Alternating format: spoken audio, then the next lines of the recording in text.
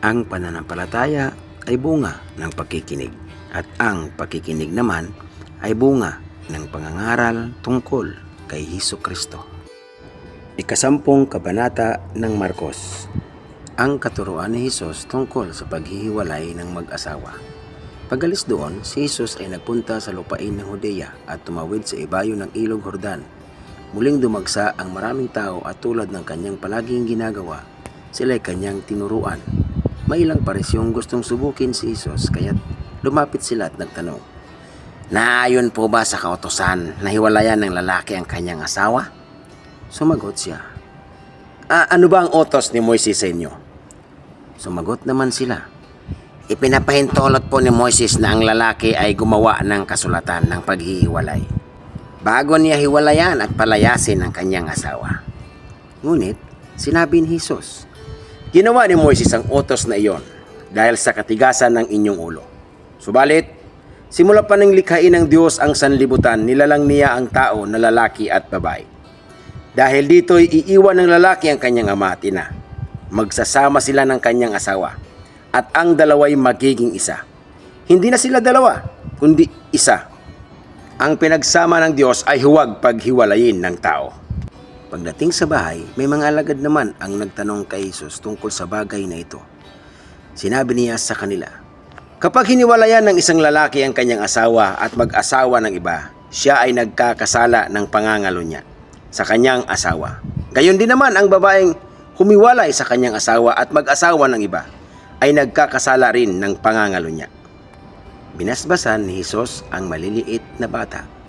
May mga taong nagdala ng mga bata kay Hesus upang hilingin ipatong niya sa mga ito ang kanyang kamay. Ngunit sinaway sila ng mga alagad. Nagalit si Hesus nang makita ito at sinabi sa kanila, "Hayaan ninyong lumapit sa akin ang mga bata at huwag ninyo silang pagbawalan sapagkat ang mga katulad nila ang mapapabilang sa kaharian ng Diyos. Tandaan ninyo, ang sino mang hindi tumanggap sa kaharian ng Diyos tulad ng pagtanggap ng isang bata ay hindi makakapasok sa kaharian ng Diyos." Kinalong ni Hesus ang mga bata at ipinatong ang kanyang mga kamay sa kanila at binasbasan sila. Ang lalaking mayaman. Nang siya'y paalis na, may isang lalaking patakbong lumapit kay Hesus. Lumuhod sa harapan niya at nagtanong, "Mabuting guro, ano po ba ang dapat kong gawin upang makamtan ko ang buhay na walang hanggan?" Sumagot si Hesus, "Bakit mo ako tinatawag na mabuti? Walang mabuti kundi ang Diyos lamang. Alam mo ang mga utos ng Diyos. Huwag kang papatay. Huwag kang mangangalunya. Huwag kang magnanakaw. Huwag kang sasaksi ng walang katotohanan. Huwag kang mandaraya. Igalang mo ang iyong ama at ina." Sumagot ang lalaki, "Guro, mula pa sa aking pagkabata ay tinupad ko na ang lahat ng mga iyan." Magiliw siyang tiningnan ni Hesus at sinabi, "May isang bagay pa na dapat mong gawin. Ipagbili mo ang iyong mga ari-arian at ipamigay mo sa mahihirap at magkaroon ka ng kayamanan sa langit. Pagkatapos, bumalik ka at sumunod ka sa akin." Nang marinig ito ng lalaki, siya'y nanlumo at nalungkot na umalis sapagkat siya'y lubhang napakayaman. Tiningnan ni Hesus ang mga nasa paligid niya at sinabi sa mga alagad, "Tunay ngang napakahirap para sa mayayaman ang makapasok sa kaharian ng Diyos."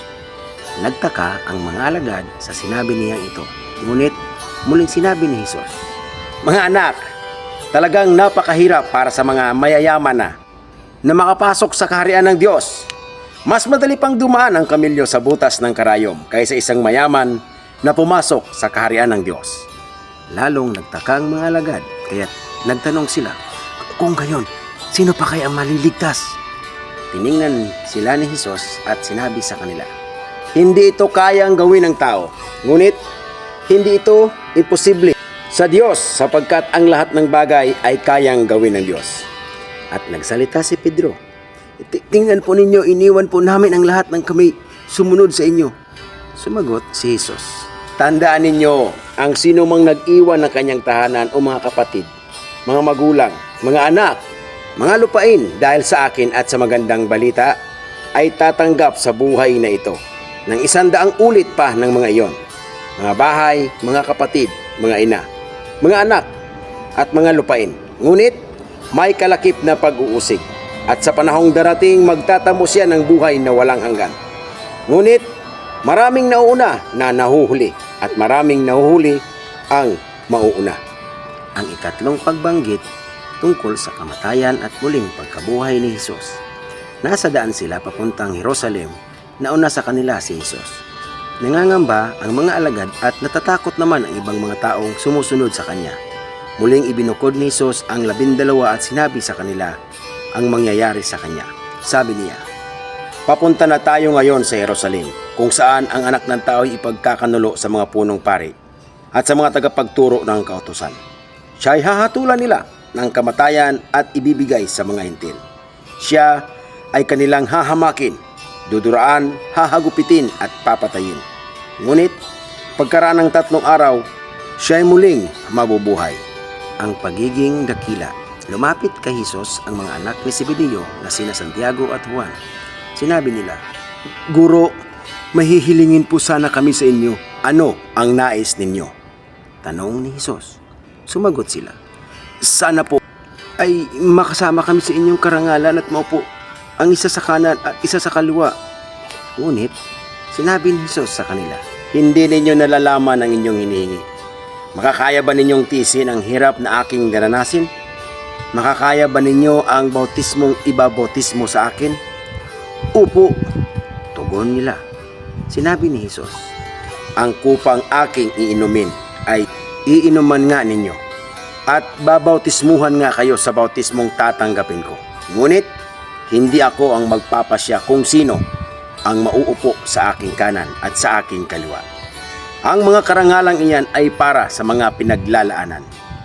Nang malaman ito ng 10 alagad, nagalit sila sa magkapatid, kaya't pinalapit sila ni Jesus at sinabi, "Alam ninyo na ang mga itinuturing na pinuno ng mga hintil ay namumuno bilang mga Panginoon sa kanila, at ang kagustuhan ng mga nasa kapangyarihan ang siyang nasusunod.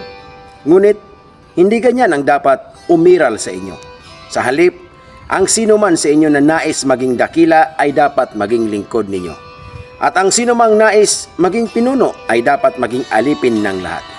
Sapagkat ang anak ng tao ay naparito, hindi upang paglingkuran, hindi upang maglingkod, at upang mag-alay ng kanyang buhay para sa ikatutubos ng marami." Pinagaling si Bartimeo. Dumating si Jesus sa Jericho nang papaalis na siya kasama ang kanyang mga alagad at marami pang iba. May nadaanan silang isang bulag na nakaupo sa tabi ng daan at namamalimos. Siya ay si Bartimeo na anak ni Timeo. Nang marinig ng bulag nang nagdaraan ay si Jesus na taga Nazaret, sumigaw siya ng sumigaw, "Jesus, anak ni David, mahabag po kayo sa akin." Pinagsabihan siya ng mga taong naroroon upang tumahimik, ngunit lalo pa siyang nagsisigaw, "Anak ni David, mahabag po kayo sa akin." Tumigil si Jesus at kanyang sinabi, "Dalhin ninyo siya rito." At tinawag nga nila ang bulag. "Lakasan mo ang iyong loob, tumayo ka. Ipinapatawag ka ni Jesus," sabi nila.